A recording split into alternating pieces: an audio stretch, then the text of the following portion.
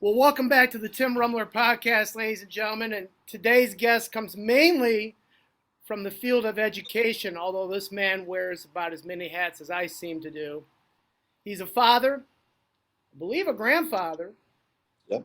Michigan High School Athletic Association and MIAA official, has been a secondary teacher, a coach, middle school principal, and is recently donning his newest hat, and that being the superintendent of Camden-Frontier schools in Southeast Michigan.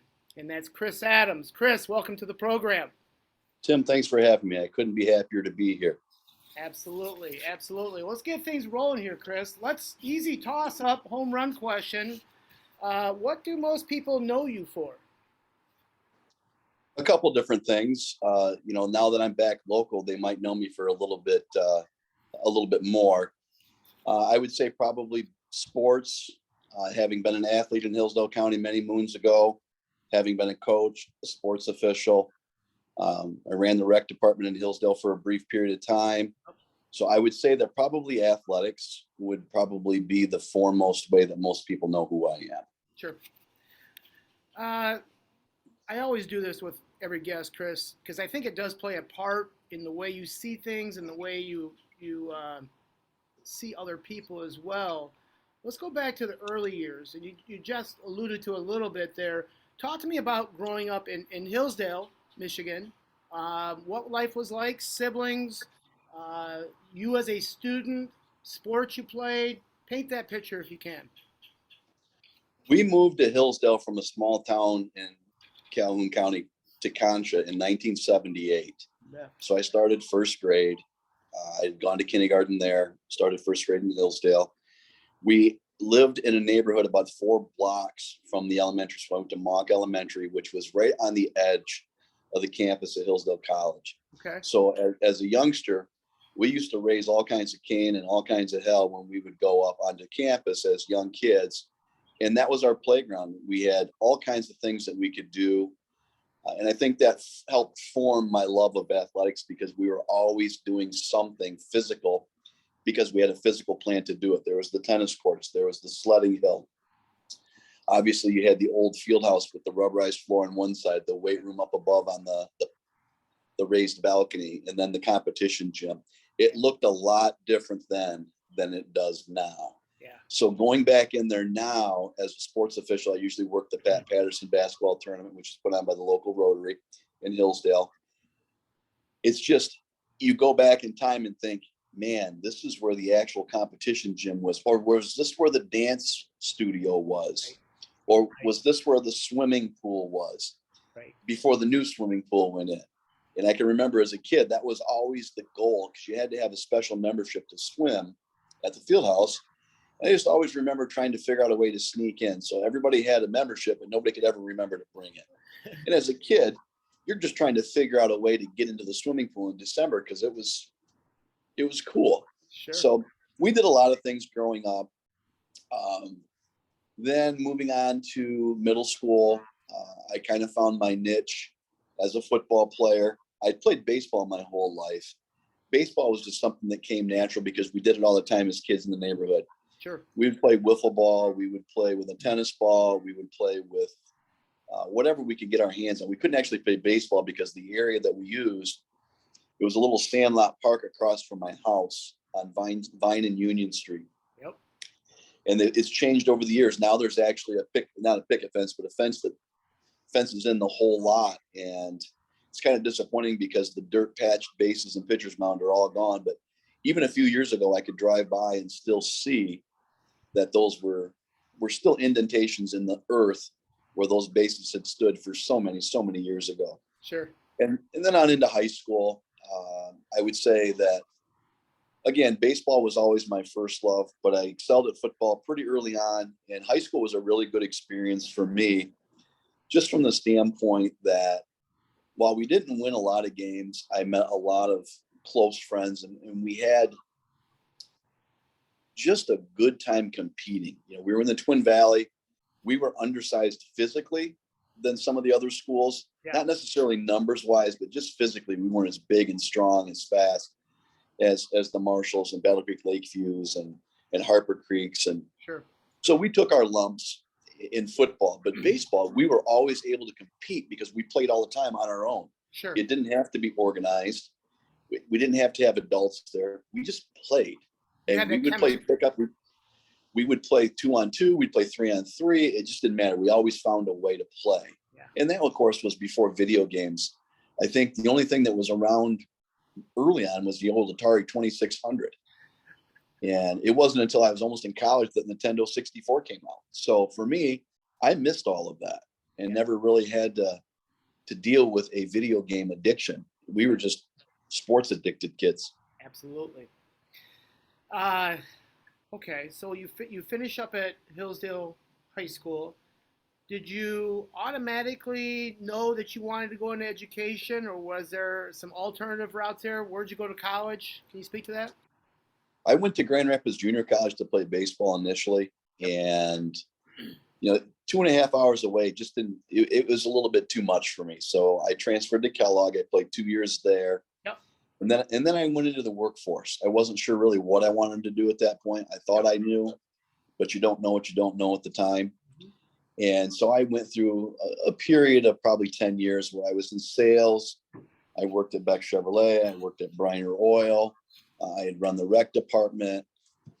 And then it was at that point that during that time I started coaching.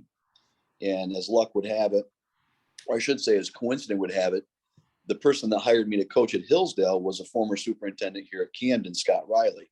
So we go back 22 years. And Scott hired me as a coach. And it was during that time that I realized that I needed to have more contact and more influence with kids. Yeah. So I went back and finished my degree.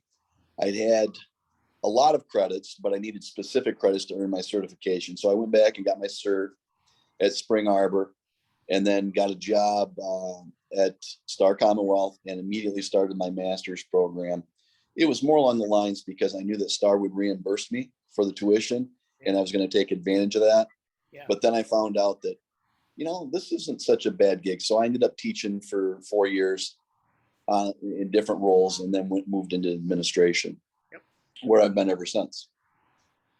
Let's talk about that path, and I'll get to my point here. You kind of took an unconventional path, I guess you would say, and you went through the pathway. Why would you? I'm assuming you wouldn't do it. You would do it the same way again. What values, what skills did you pick up?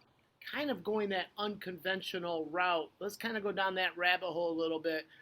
What skills are you going to be able to take into your new role as superintendent that maybe others hadn't along the way? They had maybe taken the quick path to the higher level of administration. Talk to you. Basically, you've earned it. Is what I'm getting at. And talking to me about that skill set that you may have coming into that new role. I think the most important skill set that a person could have in any role is being able to communicate.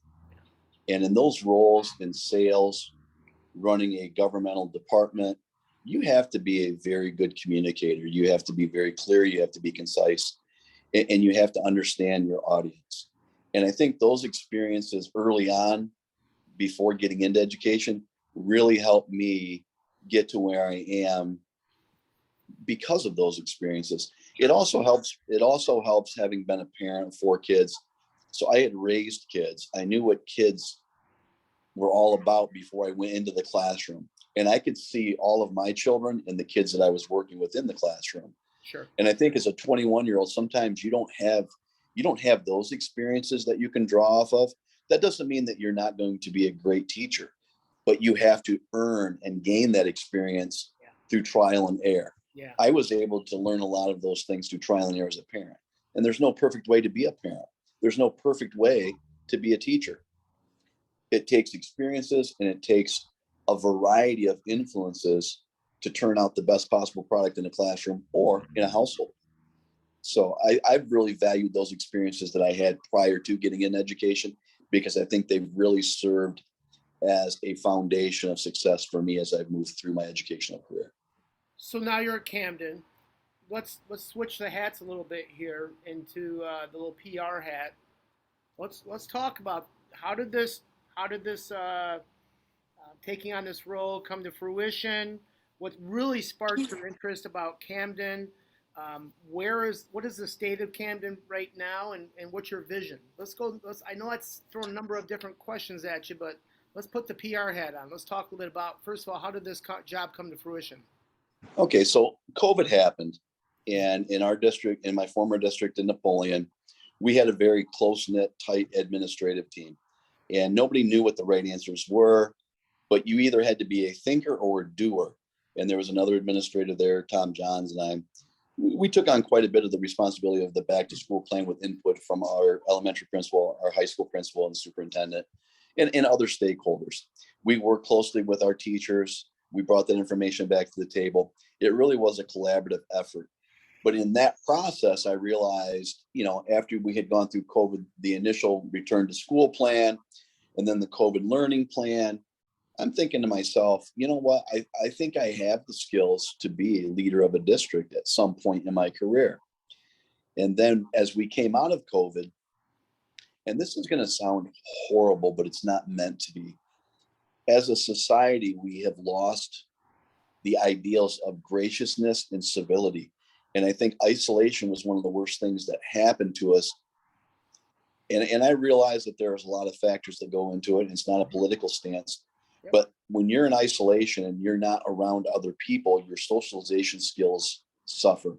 So when kids came back to school after being isolated with their families, not only did we see an uptick in mental health, but we also saw a lot of dysfunction from our students that previously were able to handle structure and order. And we had mentioned that there was a feralness, like a wildness of kids coming back to a structured and orderly environment that they weren't accustomed to. And that's not placing blame anywhere. It's just simply the results and one of the unintended consequences of what the lockdown and isolation did to our families and our students. Mm-hmm. So coming out of COVID, I started thinking more and more about becoming a superintendent, but I wasn't interested in looking just anywhere. I had been mentioned in other conversations in other districts as a potential candidate. I had the director of learning services from the Jackson ISD asked me if I was interested. She would put in a good word for me here and there. And I said, I'm not really interested in looking at moving away from where I am. Yeah. I really am kind of waiting for the right opportunity, the perfect marriage, if you will. Yeah. And so there were several openings in Hillsdale County in the last year. And there were a couple that I considered. There was a couple that, I looked at real hard. And I looked at two really specifically. I looked at Reading and I looked at Camden-Frontier. Sure. And Camden went through a search agency called the Michigan Leadership Institute. And I was just thinking to myself, I wonder if I have the mettle to pass the preliminary interview type or application process. And one thing that I've always told myself, and I've told staff and I've told kids, don't ever disqualify yourself from an opportunity. Make somebody else tell you that you're not good enough or that you're not what they're looking for. Because when you self-disqualify, you miss out on potential opportunities that you'll never know. It's kind of like the old saying, you miss 100% of the shots that you don't take. Yep. So I applied here at Camden, and the search committee leader, Dave Killips, gave me a call, and we spoke for about 15 minutes. And his experience was as a former superintendent at Chelsea and some other school districts around the state. And I was fortunate enough to land an interview. I interviewed twice. The first interview was just kind of a get to know you type interview. The second interview was more of a, what would you do in your first 90 days on the job? And so the first thing that I thought of was, what is my charge going to be as the new leader of this district at Camden-Frontier? And the first thing that popped into my mind was something that I had heard years ago, and it has just resonated with me for many, many, many years, to give kids a championship experience. Now, I'm not talking about wins and losses. I'm not talking about conference titles, state titles, whatever. What I'm talking about is using the best possible resources available to our staff and pair that with an enthusiasm for teaching and learning that's second to none, to provide our kids with an opportunity that they can be proud of many years from now. Sure. 10 years from now, they can be successful, and they can point back to their experience, which was a championship experience here at Camden-Frontier. So that's my whole goal, is to bring that feeling, that experience to our kids, and frankly to our staff. They're coming out of COVID also, and they need somebody to champion for them. And that's what my role is here at Camden. Last couple points I'm curious about. What would you say coming into that role is the current state, if you will, of Camden-Frontier? Is it status quo? You're just hoping to keep the ship going, or are there some certain pressing issues that you want to enhance, not necessarily improve, but at least enhance, and that you think could only serve them in a more successful manner, as you say? Well, and prior to deciding whether or not to apply and ultimately interview and accept the position here, I did my research. Yeah. We are a very stable district financially. The school improvement goals and the direction of school improvement, which is now a continuous improvement process, not a continuous improvement plan, really lined up with things that we had been doing and that we were going to continue to do in my former district. And it was experience that I had. It's experience that I felt that I could provide a steadying hand to the work that was already being done here, not reinventing the wheel and not coming in and making changes just for change's sake. These are changes that are going to be meaningful. And coming out of COVID, where we've experienced a lot of learning loss and a lot of student achievement setback, lower growth, these are all types of things that we were combating and had planned to combat. And I'm sure it's not just Camden-Frontier, it's every school district. There's a reason why the federal government invested a lot of federal funds into local districts, was to combat this learning loss. So when I looked at the continuous improvement process and plan that Camden had in place and what we were going to be doing in Napoleon, they lined up very closely. And I'm like, in my building in Napoleon, we had taken over the last 8 years our student achievement, or percentage of kids that were proficient on our standardized test, which is the M-STEP. Yep. We had gone from 46% to 57%. And we did that through a process of creating a MTSS, which is a multi-tiered system of supports. And that's something that they had listed on their improvement plan here. So I really feel that I have the experience because we've already done that. And I have the results to back up I have the credibility because we've achieved the results. And those were some of the things that we talked about actually last night in our board meeting. Yeah. Anybody who knows you, Chris, knows that your love of giving back to the community is big for you. The aspect of coaching really is in your wheelhouse. Tell me why that's so important to you. And when you're a coach, you're always a coach. I don't think you're doing any active coaching right now, and I could be wrong in that, but talk to me a little bit about that. There are two different ways to look at educators. There are those that are very, very academic oriented, and then there are those that are very, very kid oriented. And I think with a coaching background, it's very clear where my loyalties lie. It's with kids and staff, quite frankly, because you're always coaching. Coaches are not just people that teach X's and O's. They're people that support. They're people that care. They're people that love the people that they work around and with. Sure. And they have a passion for what they do. And that's not to say that teachers that are more academically oriented don't have a passion. It's just a differently directed passion. And I've been coaching high school football for the last 4 years. This would have been my fourth year. My third year, and 2 years of middle school previous to that. Yep. And I'm not a great X's and O's guys when it comes to football. I was the relationship guy. I was the life coach. I was the guy that knew those kids in middle school and could tell the high school coaches the backstory, the parents, the siblings, what was going on, why they probably weren't at practice on a given day. Right. And when you make those kind of connections, it lasts for a lifetime. Prime example, I coached Mike Blanchard when he was at Hillsdale back in 2005, 6, and 7. Mhm. I was just his baseball coach. Yep. Michael has since become, I was able to help get him a job at Napoleon, and he has become an integral part of turning that program around from a strength and weight conditioning program standpoint, as well as coaching baseball and football there. And I'm happy that we had that relationship many years ago, that I could actually say, here's a human being that's a better person than he was an athlete. And this kid was all state first team in football and baseball as a senior, but yet he's a better human being than he was as an athlete. Sure. And I think that speaks volumes for those relationships that you build over the years. Baseball, I would say, has really provided a lot of opportunities for me. And I know that it's kind of hokey to say that, but there's a fraternity, just like there is with any specific sport coaching group. There's a fraternity, and there's a lot of people that have the ability to influence decisions and influence your life in a way that you didn't previously know.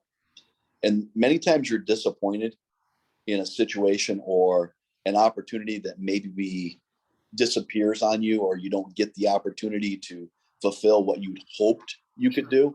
Sure. And then another one opens that's better.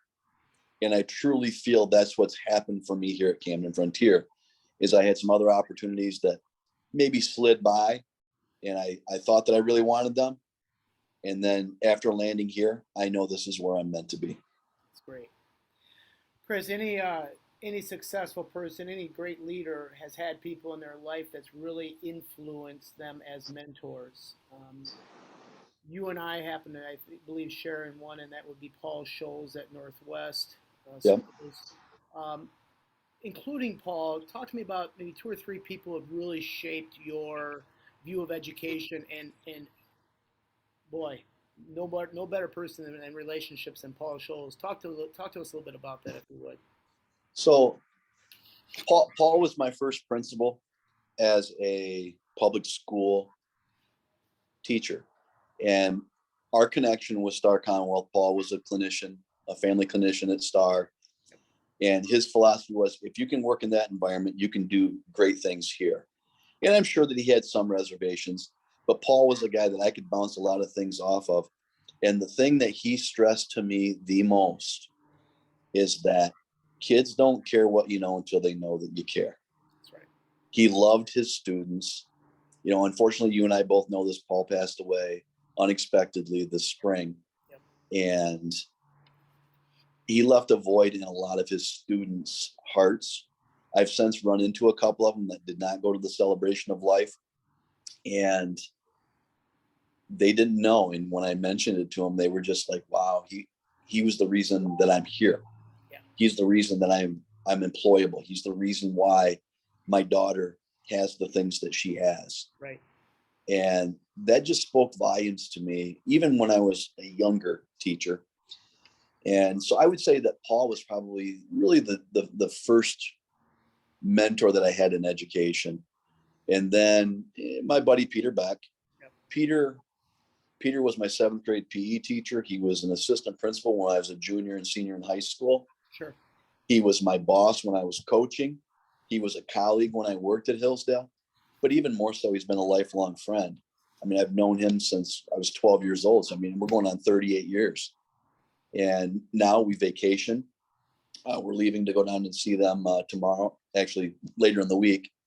But he's a guy that I can continually bounce things off of at any point in time. And we talk frequently. Yeah. And one of the smartest people that I know. Yeah. He has led me through some dark times. Just the ultimate optimist. Yeah. The glass is always half full with that guy. Yeah. And just the things that he has experienced in his career, and the drive that he has to make education a place that people can thrive in, an environment that people can thrive in. Yeah.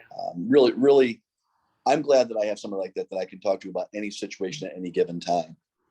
You and I Um, sharing that with Pete, and the fact that I remember his raspy voice as a 15, 16-year-old wrestler yelling across Hillsdale High School's gym or Parma Western's gym, during wrestling season. Always the eternal optimist with his athletes and his student athletes. So absolutely, absolutely.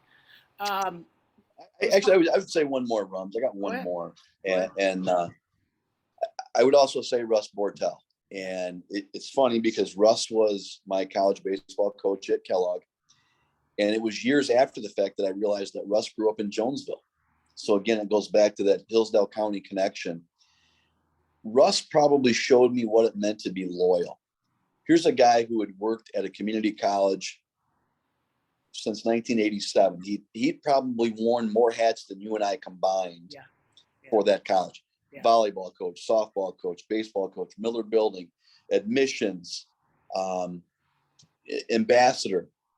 And this is a guy who competed in baseball into his 60s, was still going to Florida and playing in the Roy Hobbs World Series every year.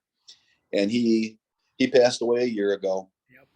And, the one thing that I loved about Russ is didn't matter how long it was between times that you saw him, he was always as sarcastic as he was the last time. And that was his calling card. But you knew that if he was being sarcastic with you, that you were one of his boys. You were one of his players. And, I still communicate with his wife, Mickey, and she's a phenomenal human being. And she's kind of taken all of us vagabond players under her wing. And it's been a great lifelong relationship. Chris, we're running a little bit short of time here. It's been a pleasure. I want to wish you good luck on your first year at the helm. There's no doubt in my mind you'll be successful. Congratulations and great. Good luck with your first year. Great things are to come for Camden. So congratulations. Thanks, Tim. I appreciate you having me on. Absolutely. As always. Absolutely. We'll have to do a version 2 here soon. Sounds good. I look forward to it. All right, buddy. Take care. All right. Thanks. See ya. Bye-bye.